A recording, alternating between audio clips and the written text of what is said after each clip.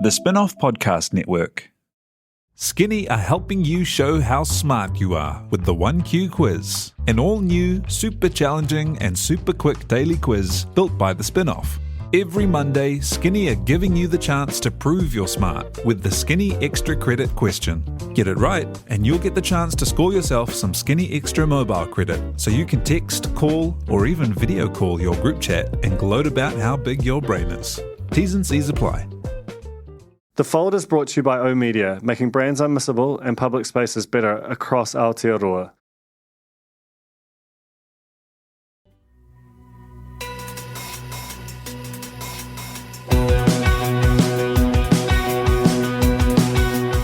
No mai hoki mai kia The Fold, e mihine ko Duncan Greive toku ingoa.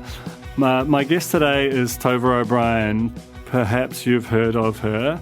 Maybe most famous person to be on this pod, something like that. But also just one of the journalists, no lie, that I most enjoy and admire in this whole industry. She just clearly, I think we all on some level love what we do, but she really radiates it. Like when Tova's got her arms around a story and is bringing it to you, it's just got this kind of electric kinetic quality, and she's just so excited to tell you what the hell just happened today. And she was part of that lineage of three news political editors, Paddy Gower, Duncan Greive, now Jenna Lynch, doing an amazing job too. And they had that really kind of energetic, driven house style with the way that they framed up a story and presented it. I mean, look, honestly, it's not to everyone's taste, but it absolutely is to mine. And I think that they really, despite not being, TVNZ's always the biggest game in town. There are plenty of other people who are talking about and framing politics at any given time, but the ones who sort of had the most singular approach to me were always News Hub, and Tova did that job for 4 years and also did it through the pandemic, which was really important work. And she talks on the show about how the nature of what they were doing changed. But it was just a great run she had at News Hub, and then it ended with her moving to MediaWorks to build what became Today FM, and there was just an ugliness about it. The restraint of trade was enforced by Discovery, the new owners of Three, and ultimately upheld in what I think was a completely asinine way by the Employment Relations Authority. We get into that too, but the meat of the podcast is about moving to a different medium, which has wildly different kind of demands on it to build Today FM. And this is I think Today FM is a really interesting product. It does feel like it's brought a new kind of vision and energy to the talk radio space. It's faster, it's broader. It won't be for everybody. It isn't really showing up in ratings yet, but you do sense from both Tova and from the station more broadly that they're having kind of a blast figuring out as they go along, and they're not scared to fail or try something new. And honestly, in this era where I think there is a bit of that there is a vision for media that it's this pluralist, dynamic place, but there's also forces acting on us, especially with legacy audiences and on legacy mediums, where it can feel like you just have to try and maintain the broadest possible audience. You have to get a bit bland, and I don't think that is the way forward for us. And they've had a lot of signal achievements in that time. I'm sure that there'll be people listening to this who work at other stations will be like, yeah, sure, but is there even a business there? Look, that's TBC. We don't know whether there is room for a big third mainstream talk radio brand in this country, but they're giving it a crack. And one thing which is really manifest in Tova, I think, in this interview is just you can't fake how much she is loving it. So this is Tova O'Brien talking about her time as in the gallery and as political editor, and her new, very intense role, basically leading Today FM. On the phone. Tēnā koe, Tova, and welcome to the fold. Kia ora, Duncan. Thank you very much for having me. I'm excited. It's been a while coming, but I think I got bumped for Zelensky was the last one, which as far as reasons to not make it, I think. Well, I don't know. I should have maybe postponed him a month. Can you just that's entirely explicable. I'm really glad to have you here now. You've had a year, switching polarity from 6 p.m. being the centre of your universe to 6 a.m., moved cities from one really brutal, relentless job to potentially a more hectic one. How are you even alive? I think I'm, on a diet of adrenaline and learnings, but I'm having a really good time. So I think that's what's kind of carrying me, and particularly the last 6 months since we were able to actually launch the station and get going. And we're still learning so much, and every day is, I've described it like this before, but it's kind of like this unwrapping of presents. We have 14 interviews in the show. It's super hectic. It's super exciting, and I just feel like every day my eyes are widened and I get to open and learn a lot more. So that's what's kind of keeping me alive, I think, is the joy of it all. Do you feel wired for it? It's quite obviously there's the pace and, pivoting of TV news, but this is a sort of a different medium again, which you kind of can't really, you'll never know what it is until you're really in it. Do you feel like your metabolism is right? I do. I know when things are right, and I had this in my last job as well. I know when things are right when I'm excited on a Sunday to get back to work. That's a good place to be, and it's I think I am. I'm adjusting because it's a lot more. It's a lot busier than the last job, and there's a lot more of it throughout the day, kind of punctuating my day. So I'm still getting used to all of that, but it's in a very good way.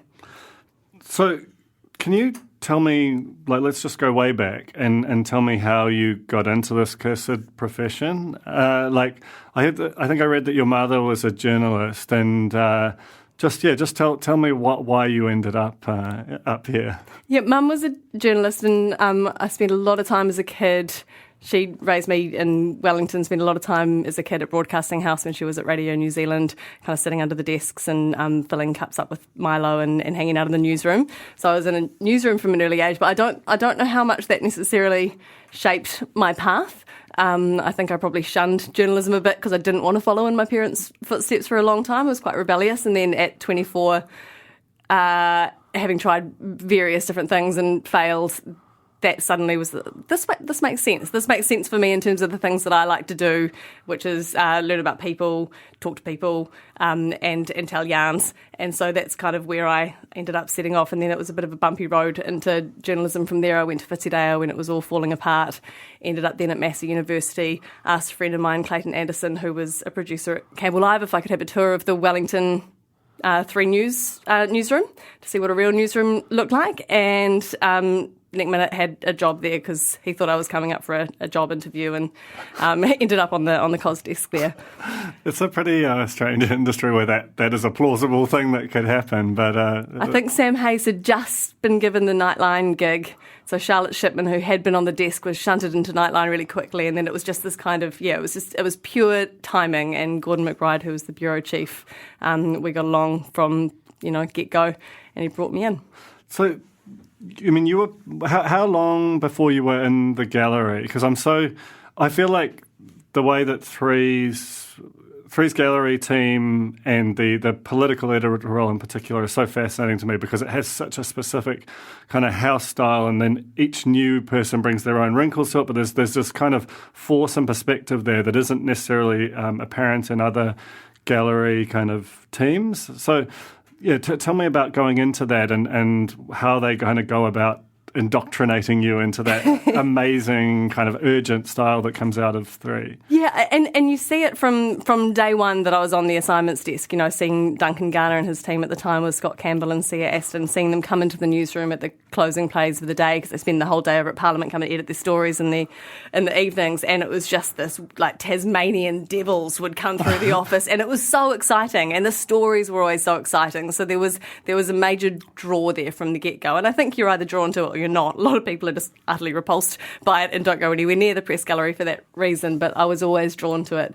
And I just moved up here, actually. I was doing some foreign producing and reporting on 643, and Duncan offered me the job after 11 months in Auckland, and I flew straight back down to Wellington and took it up. So in terms of working with Duncan and then Paddy, like what was the, how do they, because it feels like the stories are framed and delivered in a style that just has a lot more kind of urgency, which I think it honestly deserves, and I think that's what people pay attention to. But yeah, what did you sort of learn from watching those two sort of up close, kind of creating that vision of what Parliament is and how it interacts with the rest of the country? I think there's a freedom there, and there's a freedom at 3 and at News Hub now to get excited. Yeah, and we all, I think that was the thing that drew all of us into that role. We have a lot of similarities, a lot of differences, but the thing that draws everyone who works for News Hub Politics into the press gallery is just a sheer love and excitement for politics, and we're free to be those people and try and take as much of that. I always thought it was important to take as much of what we were feeling of a day and try and spray it onto the news at 6 o'clock, because we felt like it was important, we felt like it was exciting, we felt like it was chaotic, and we wanted people to see that as much as possible. And I think it also helps break through some of the apathy around politics and maybe some of the less exciting parts of politics, when you can really see all the weird and wonderful kinks of it as well. Yeah. Is there a particular package that sort of stands out? Because for me, when Hayden recapped it for us at the time, but the Paul Goldsmith Ngāti Porou, when it felt like you were sort of rampaging up National's corridor, and they're like, could this possibly happen? And that one sticks out. But is there whether it's a story or a storyline that really kind of crystallizes what the thing could be at its kind of apex? It was so often like that, and I think every day, particularly after polls, we would get really excited. So we didn't get a hell of a lot of polls at News Hub, not as many as TVNZ, and these were real occasion pieces for us. And there's always, and this is something that Duncan and Paddy taught me as well, is the value of the poll, the importance of the poll and the privilege of the poll. So if you put a poll to air, the next day at Parliament, Jenna and Amelia or Anna Bracewell Warwick would be just as excited as I was to stake out outside every single entrance of the Parliament, to scoop up as many MPs as we possibly could on whatever the results would be. And those stories were always the best fun, or any kind of major moment, like the political moments. So a coup, or Judith Collins when she sent that, what ended up being her demise, that press release at 9 o'clock at night, kicking Simon Bridges out or whatever it was. Jenna and I were there until midnight still talking to people, and we were able to capture that and put it into the story. So I think anything like that where you can just kind of take people to the place, and usually it's around some of those really hotly political moments. I think that's when the chaos really ensues at Parliament. It's quite a different feel to me, and in many respects it's understandable, to the way that RNZ and TVNZ cover politics, which is a little bit more sober and restrained in some respects. Can you imagine, in some future world, working at it like an ANZ PM, this new thing, which might talk about a bit more in a sec, or is there something in the dynamism of that kind of News Hub thing that's just would be too hard to restrain into a different house style? And the Today FM thing, and I think I found another level of it at Today FM as well, and we were talking about it yesterday with we had Christopher Luxon on the show, and some of the places I'm able to go with my interviews now, and you can have a bit more fun with them. There's not that, and I'm not saying this about anybody else, but there isn't a rigidity there. There is a freedom to kind of move with an interview and to surf that wave without being constrained in any way. I think News Hub had that in the press gallery, and I think Today FM has that in spades. There's that freedom. There's that freedom there to kind of to play with things and to be playful, to find, things don't need to always be so deadly serious. It doesn't take anything away from the substance of a story or the substance of a policy or the importance of a story. But I think anything that kind of can humanise it a bit more and draw people in is a good thing. If it makes their ears prick up to politics, even better. Yeah, I think that's something that gets kind of underrated is like you're not, when you're on News Hub, whipping it up into that kind of shape. It's not for nothing. It's not just for fun, even though it looks like a lot of fun at times. It's so that you can get people to pay attention, often people who might be at the margins of paying attention to politics. And I do want to talk about that, that beautiful, scary gift of being able to shape something from a blank piece of paper that you have with Today FM shortly. Can we just take a little aside into the media merger, which is I think my wife threatened to divorce me, and it didn't seem like a joking threat if I kept talking about the media merger. I think I need to urge you then to stop. We should just move on to whatever your next topic is. Okay, for the sake of your marriage. All right. That's probably fair. But just before we get into Today FM, like, how did the pandemic and the way that the work suddenly, the creation of the work suddenly became super public as well as the end product, how did that impact the way that audiences related to both the institution and to you as an individual? The institution, I mean, people were coming to us for, there was a dual purpose, right? So, and it was an interesting one as a press gallery journalist where our relationship with the Parliament is there was like an accountability relationship, whereas we're also moved into this dual purpose kind of public service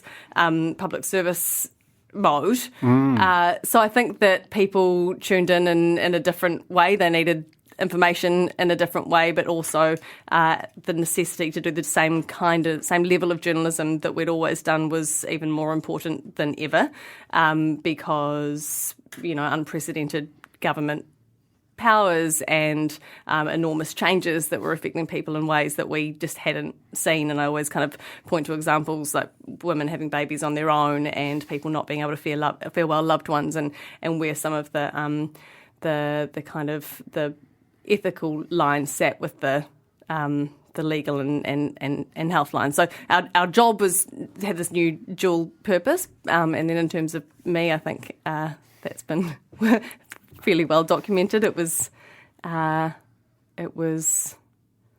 we had more eyeballs on us than we'd ever had, and some people loved it and some people didn't. How did you sort of psychically manage that, like in terms of that load that ends up sitting on you while you're just trying to do your job? I think I just blinkered it. And it was really only kind of in the aftermath that having conversations with people like you, like this, about it, that it really manifested. So you blink at it, because I felt like one of the lucky ones. During lockdown, I was able to get up, get dressed every day, walk to Parliament through the empty Wellington streets, down the waterfront with no one else there, and do a job, and a job that I felt was really important at the time. And that for me was it was a coping mechanism, probably in a whole lot of ways, because the pandemic was scary, right? We were all terrified. We didn't know what was going on. So in a way, it was good for me to have this touchstone. It was kind of the anchor, which was work. And so a lot of all of that other stuff was just white noise. And to be honest, it kind of usually is anyway. Well, I'm glad that you survived it, because it seemed like repellent at times. The thing that's interesting to me, I mean, because I'm sort of steps removed from it, whereas you're right at the heart, do you feel like, or to what extent did you feel like a change that seemed to grow out of like a sort of an extremely online population, segments of it radicalising in response to events? Like, does that feel like a change that has persisted, or is there a kind of retreating to sort of pre-pandemic norms that you're sensing?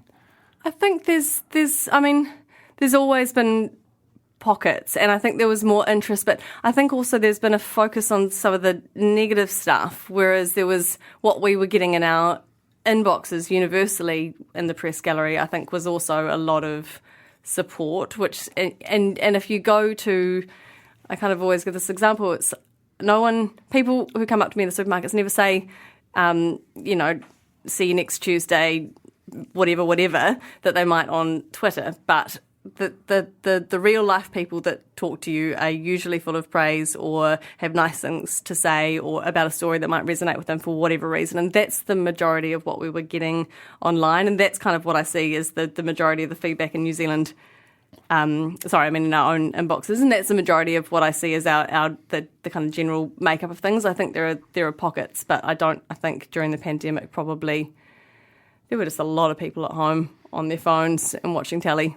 Yeah. I didn't answer your question, did I? No, I think you did. And in some respects, it's almost quite gratifying to hear that as ugly as it can get online, when you actually meet people, they don't, they're more likely to, and that's probably more instructive of how the broader scale population is feeling than the sort of, I don't know. I just think the way that these platforms are engineered doesn't bring out the best in us as a species.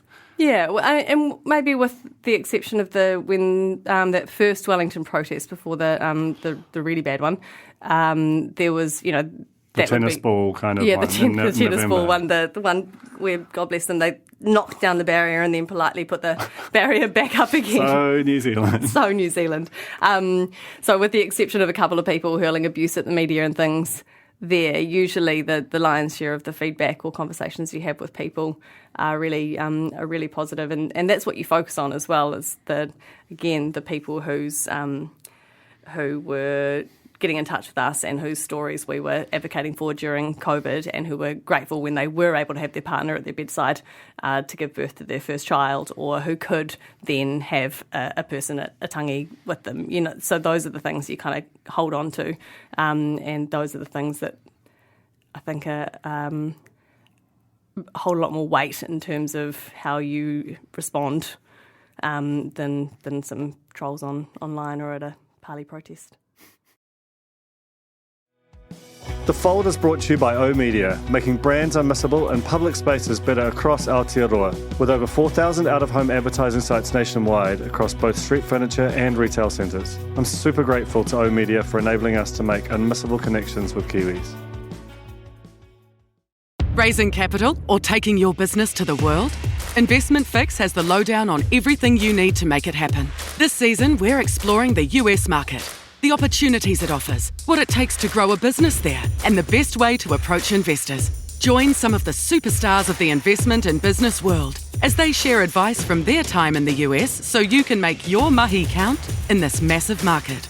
The Investment Fix podcast, brought to you by Invest New Zealand. Tune in today. Ready to rediscover the joys of cycling? With over 300 kilometres of cycle paths across Tāmaki Makaurau, jumping on your bike and going for a ride is such a fun way to discover the city from a different perspective. Cycling is getting more and more popular across Auckland, so now's a great time to join the hype and give cycling a go. Head to at.govt/cycling to find your nearest cycleway today.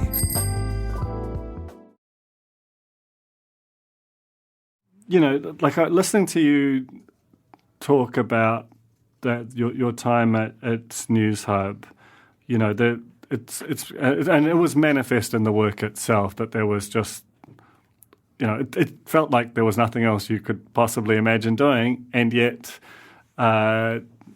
sometime around this time last year, you're approached and you make this decision to go, and it becomes this quite ugly sort of scene between two companies that were previously one company, and you kind of caught in the middle while the parents are fighting. How disappointing was that for you after you'd given, effectively your whole career to News Hub and to that previously existing entity in various capacities? It was really sad. And it was, I think, but what I did and what I do is I compartmentalise. So I separate what News Hub meant to me and the people that are my family there still, my friends there still, from what happened in the Employment Relations Authority and the people that were driving that. So I have a very clear demarcation between that thing, and that means that my News Hub time and everything that place means to me, which mostly is people, and what we're able to do there for other people, that's all intact. So everything's kind of fine, and then there was this kind of unfortunate thing, which was really sad. But I don't let that intrude on this kind of tapu thing for me. One of the things that was kind of must have been frustrating about it was that the original plan was to launch, I think it was a late January, and that was really tough. The most extraordinary news event happens, and you're literally restrained from trading at that time, and like those were historic times. Bewildering for all of us. The absolute perfect thing for a morning radio show to sort of digest and reflect to an audience. That must have been for you to have this one small period of your life when you can't engage with it. How was that? That sucked. I think the thing that was hardest though was I felt like I'd put, and my colleagues and bosses are always really generous with me about this, but I do feel like I stalled everybody. It wasn't just my restraint. It ended up halting all of Today FM. So it wasn't just me and our breakfast show who couldn't report on that. It was the entire newsroom, and it was the entire, we were just, it stymied us, and that really sucked, because I felt like I was letting down a much broader. But how was it you? I mean, this like, it was I think a pathetic piece of, I think the behaviour of Discovery and was just appalling to me, and then the ERA just having no understanding of how the media operates. So obviously, these are my honest opinions. We have so many similar honest opinions. But yeah, just it feels like it would have been a very different way to open into that inferno.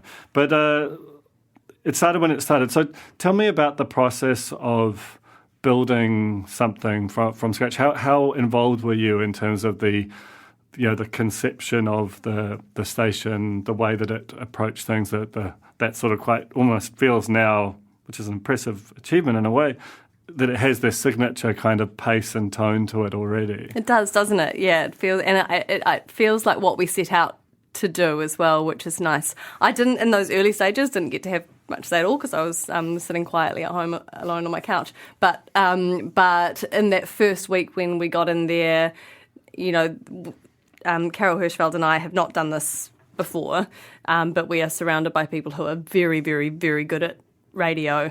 And so with them, Carol and I have strong views about what we want the show to be, and then all the kind of technical stuff, what we call the clock and how we build all of that, we put together in that week in advance. And then it's just kind of been evolving, and it still is. And every single day we come off air at 9 a.m. and we have an immediate feedback meeting, and it's the good things and it's the bad. And, today was...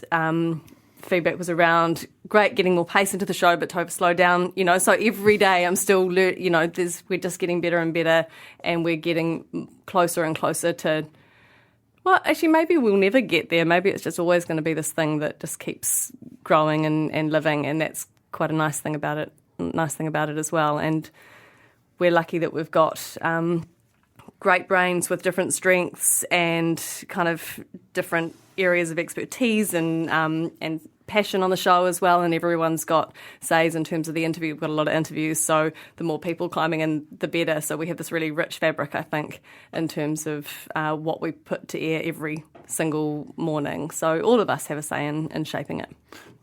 That sort of, it feels like it's talk radio, but it also feels like it has some of the that sort of intentional chaos that you get from more music's breakfast radio thing. But did you sort of like naturally adjust into that, and did you know that that's what you were signing up for, or like how's it sort of sitting with you, that sort of kind of fusion element of what it is?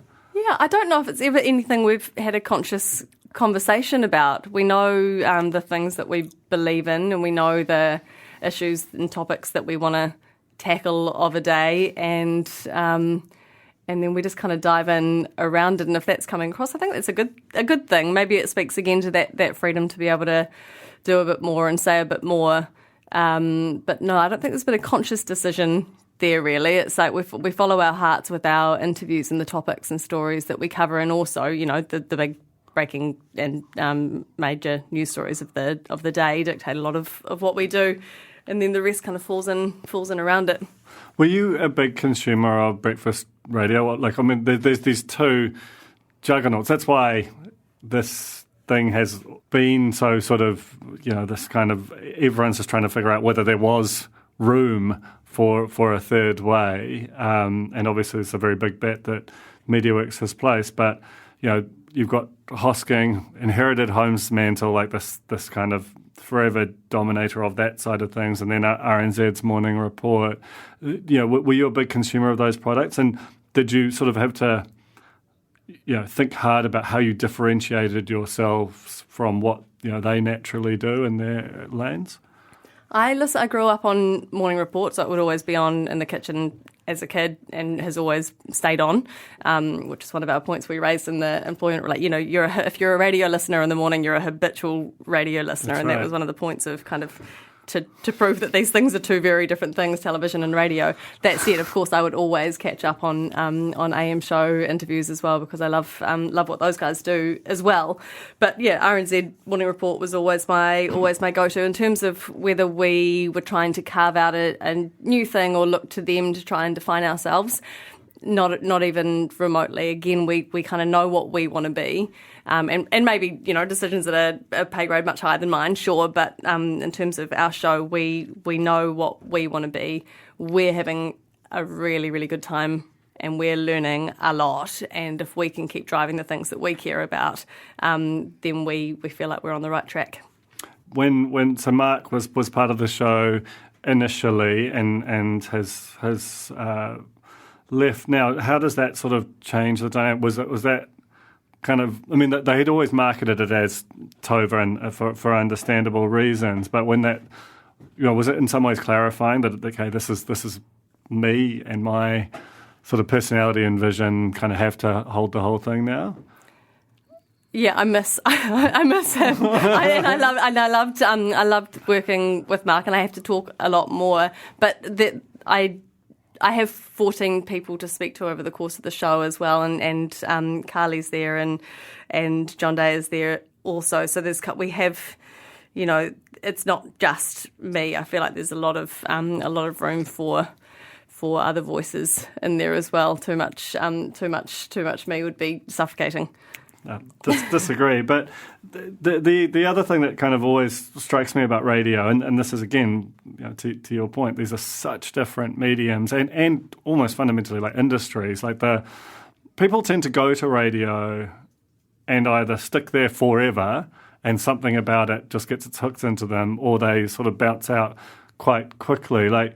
And even the fact that, we're sort of starting a little bit later because you have to do this panel for kind of like, there's just it requires a lot of you to sort of keep the machine running. Have you found that, like, what has sort of surprised you, I suppose, about that medium transition and the way that the sort of industry side of it operates versus television? I'm so hooked. I'm so hooked, and it's I think. There's a whole lot that's different, and there's a whole lot that's really hard, and it's been a very, very steep learning curve for me. But that's been fun as well, because a lot of my other stuff at 3 was really incremental. I had 14 jobs before I became the political editor, and so I really kind of slowly worked my way into the place that I ultimately dreamt of being. Whereas this one has been like, and you've got to get in there real quick, and I've loved that. I've loved that about it. I love the mechanics of radio, and I love, I keep using this word, but I love the freedom of it, and you never really know where it's going to go next, and that's a joy. And where it led recently was to Kiev and to that interview, which was quite an extraordinary get. Well, do you want to talk us through that? Like, how does it possibly happen, and what was it like to head into a war zone and speak to probably one of the most significant world leaders in the there is anywhere right now? And isn't that amazing as well that we did it within our first 6 months? And these are the things that with Today FM, I knew it was going to be good, and this is why it has hooked me so much. And I've drunk the Kool-Aid, and I'm going to sound like I'm part of this Today FM cult now, but we're backed to do things that I could never have imagined possible. And everything that Dallas Gurney, my boss, kind of set out when he brought me over, and the thing that really hooked me from those early conversations, that's all eventuated and then some, and I look at Wilhelmina Shrimpton's documentary this week on ram raids and the things that her and Simon Morrow, who was my camera operator in Europe when I was there, and the things that we're able to do in that space as well in podcasting. And so I'm very, very, very excited about Today FM, the support and the backing that we get to do these things. That is an aside. Zelensky and Kiev was just, it was mind-blowing. And I think any time that you get to actually live and experience the things that you're talking about a lot, and it was something we were passionate about from our studio on Hargrave Street, but to actually go to Kiev and go to Mykolaiv and go to Bucha and talk to the people that we've been talking about, that means the world to any journalist, I mean, so it's interesting because you talk, I think this kind of thing is hard to fake. It feels like it's a little startup, that it has that kind of adrenaline and hope and fear and, I've had both Cam Wallace, the MediaWorks CEO, and Dallas, who's the sort of head of the station, on this show, and both of them have talked about this is not I think we're just going to give a hoon on this. It's like a 5 to 10 year horizon. We're not going to worry about the sort of immediate term ratings. What we want to do is establish a brand, etc.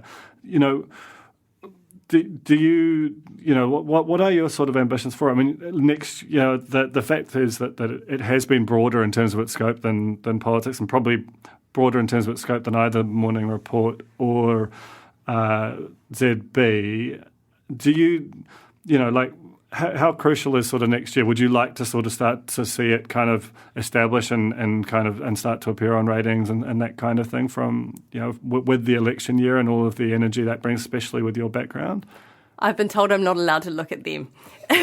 and I believe them as well, because we're not registering at all and full, as you know, in the books yet, in the surveys yet, and we won't until next year. I don't think early next year. But Cam and Dallas have been pretty explicit that this is not about that first book. This is not about the next 10 books. This is a couple of years down the line. Then we might start looking at them, and we're building something. And again, I think it speaks to what I was saying before. We love it. We're having fun. We're learning heaps. We're we're across all of the big stories. We're breaking stories. And if we're as enriched as we are, I have a lot of hope that other people will jump on board as well. And we're already seeing it. The feedback we get is immense. It's amazing. And we've got a really strong following already. So I think that's absolutely, we want momentum, and we want to grow, and we want to be the biggest and best that we can be, but this is a long-term project. Yeah, it feels that way. Well, thank you so much for coming up, Tova. It's been really fascinating, and I do think that sort of startup energy, you can feel it emanating out of the. I love it. The brand, it's because it's not just a station, and yeah, you can sense that. Cool. Well, thanks so much for coming up. Thank you very much, Duncan. The Fold was brought to you by the Spin-Off Podcast Network. It was hosted by Duncan Greive, produced by T.I. He Butler, with production management by Rachel LaRue and series production by Jane Yee.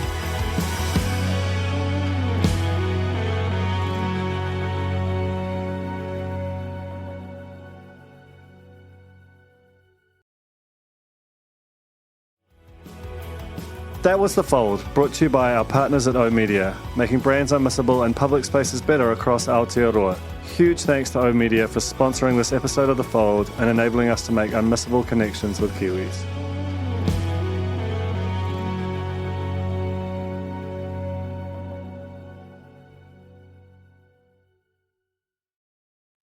Kia ora e te iwi, T.I. He Butler here, podcast manager at The Spin-Off. If you enjoy listening to our podcasts, consider supporting our mahi by signing up to become a Spin-Off member at thespinoff.co.nz/donate. The Spin-Off Podcast Network.